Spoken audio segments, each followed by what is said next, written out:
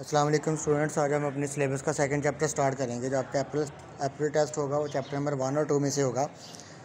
तो आज इसका सेकंड चैप्टर हम स्टार्ट कर रहे हैं, जो कि है सेल डिवीज़न के बारे में, कि एक सेल डिवाइड कैसे करता है। ये देखें, आपको एक प्रोसेस में दिखाया जा रहा है कि एक सेल दो में कैसे डिवाइड हो रहा है। सबसे पहले ये देखें, सेंट्रोइड अपोजिट पोल की तरफ जा रहे हैं, उसके ऊपर जो है वो क्रोमोसोम अटैच हो रहे हैं, वो एक न्यूक्लियस जो है वो दो में डिवाइड हो रहा है और एक सेल जो है वो दो में डिवाइड हो जाता है। आगे आप पूरा प्रोसेस में इस पर पढ़ेंगे। सेल डिवीज़न का मतलब होता है कि एक सेल जो है वो दो में डिवाइड हो जाता है। ठीक है, इस चैप्टर में आप जो पढ़ेंगे क्या है, माइटोसिस और मियोसिस का प्रोसेस पढ़ेंगे, डीएनए क्रोमोसोम के बारे में पढ़ेंगे, उसकी डायग्राम देखेंगे और उसके अलावा देखेंगे कि हेरिडिटरी मटेरियल हमारा कौन सा। हेरिडिटरी मटेरियल मतलब हमारा वो मटेरियल बॉडी के अंदर वो पार्ट जो कि करैक्टरिस्टिक्स को पेरेंट्स या ऑफस्प्रिंग में ट्रांसफ़र करते हैं। ठीक है, और वो करैक्टरिस्टिक्स कौन कौन सी हैं जो आगे ट्रांसफ़र होती हैं, और उसके अलावा कौन सी ऐसी करैक्टर हैं वो जो ट्रांसफ़र नहीं हो सकती। और उसके अलावा ईयर और आई कलर के बारे में हम देखेंगे कि ये करैक्टरिस्टिक्स हैं वो इनहेरिटेबल करैक्टर हैं और ये किस तरह से आगे ट्रांसफ़र होते हैं।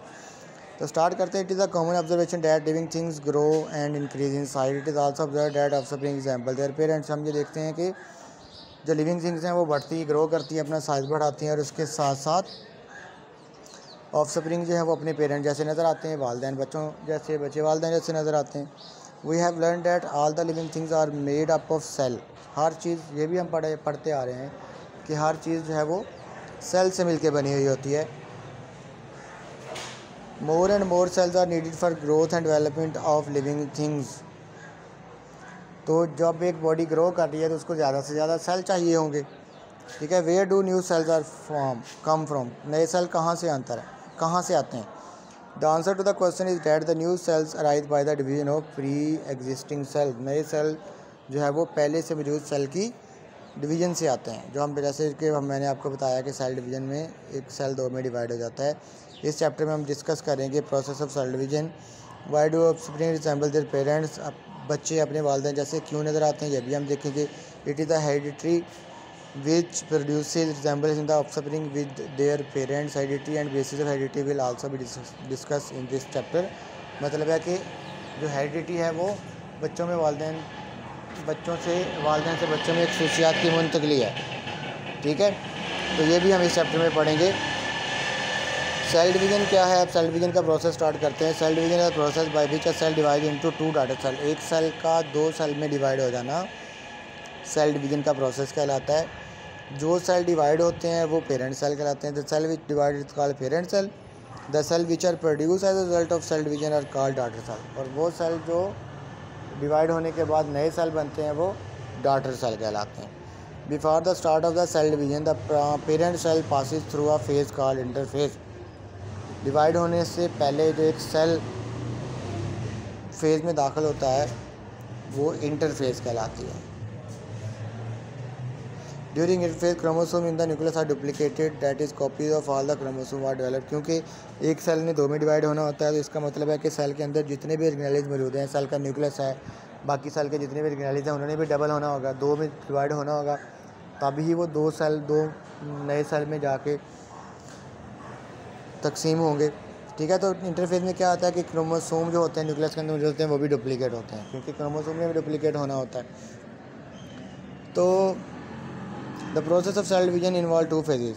सेल डिवीजन में दो फेजेस, एक न्यूक्लियर डिवीजन होती है और एक साइटोकाइनेसिस होती है। न्यूक्लियर डिवीजन इसमें न्यूक्लियस की डिवीजन होती है, मतलब न्यूक्लियस दो में डिवाइड होता है, और साइटोकाइनेसिस जिसमें साइटोप्लाज्म की डिवीजन होती है। न्यूक्लियस की डिवीजन का मतलब एक न्यूक्लियस दो में डिवाइड हो गया। साइटोप्लाज्म की डिवीजन है कि एक सेल दो में डिवाइड हो जाता है। ठीक है जी, तो यहाँ पे आगे देखिए, यू नीड टू नो में कुछ आपको इंटरेस्टिंग फैक्ट बताए गए हैं, कुछ फैक्ट बताए गए हैं। सबसे पहले, nucleus is the part of the cell which control the activities of the whole cell. Nucleus cell का वो हिस्सा होता है जो सेल की सारी एक्टिविटीज़ को कंट्रोल करता है। व्हाट इज़ न्यूक्लियस या what is the function of nucleus, यहाँ पे आप कह सकते हैं। उसके बाद क्रोमोसोम जो होते हैं न्यूक्लियस के अंदर पाए जाते हैं। ये प्रोटीन और डीएनए से बने होते हैं। ये आपका एमसीक्यू पूछा जा सकता है या शॉर्ट क्वेश्चन में पूछा जा सकता है कि क्रोमोसोम किस चीज़ से बने होते हैं, प्रोटीन एंड डीएनए से। उसके अलावा ये शॉर्ट क्वेश्चन या एमसीक्यू बन सकता है, DNA stands for what. DNA stands for deoxyribonucleic acid. ठीक है जी। चौथा पॉइंट है, DNA is the material that contain complete set of instruction for developing a new cell और an organism, that is why DNA is called hereditary material. Why DNA is called hereditary material, DNA को hereditary material क्यों कहते हैं? क्योंकि DNA के पास complete set of instruction होती हैं जो एक नया जानदार बनने के लिए या नया सेल बनने के लिए होनी चाहिए। मतलब है इसलिए डीएनए के पास वो सारी इन्फॉर्मेशन होगी जो नए सेल में मुंतकिल होनी होती है। इसलिए डीएनए को हेरिडिटरी मटेरियल मतलब विरासती मादा कहते हैं। अगला पॉइंट है जी, for one kind of organism the number of chromosome in the cell remain the same, however when gametes are formed in an individual sperm or egg in animal or spore in plant, the number chromosome is used to half in the gametes or spores। तो जब एक cell divide करता है उसमें chromosome की तादाद जो है वो सेम रहती है। जैसे कि अगर बॉडी ने ग्रो करना है तो हर ऑर्गेनिज्म के अंदर क्रोमोसोम की तादाद जो है वो सेम रहेगी। क्रोमोसोम की तादाद कम ज़्यादा नहीं हो सकती। एक बॉडी के सारे सेल्स के अंदर एक ऑर्गेनिज्म के अंदर क्रोमोसोम की तादाद सेम रहती है, ठीक है। लेकिन जब एग और स्पर्म बनते हैं मतलब गैमीट्स बनते हैं तो उस वक्त क्रोमोसोम जो आधे रह जाते हैं, क्योंकि गैमीट्स ने मिलकर एक नया इंडिविजुअल बनाना होता है।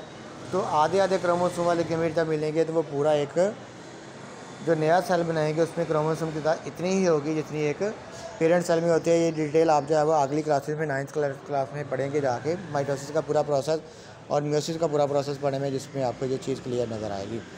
तो सेल डिवीज़न की 2 टाइप होती है, माइटोसिस और मियोसिस। ये इंशाल्लाह हम फिर स्टार्ट करेंगे नेक्स्ट अपने चैप्टर के अंदर। यहाँ से आपके याद करने वाला जो है वो ये 2 इंट्रोडक्शन में 2 क्वेश्चन है। ये डीएनए हेरिडिटरी मटेरियल ऑफस्प्रिंग के बारे में, पेरेंट सेल है, डॉटर सेल है, इंटरफेस की डेफिनेशन है, और उसके अलावा सेल डिवीज़न की जो टाइप्स हैं 2 फेजेज हैं वो कौन कौन सी है, न्यूक्लियर डिवीज़न क्या होती है, साइटोकिनेसिस क्या होती है, उसके बाद ये न्यूक्लियस का फंक्शन है, क्रोमोसोम किससे बना होता है, DNA stand for what, why DNA is called hereditary material, और क्रोमोसोम की जो है वो इम्पोर्टेंट। ये सारा आपके याद करने वाला, लिखने वाला कुछ नहीं है।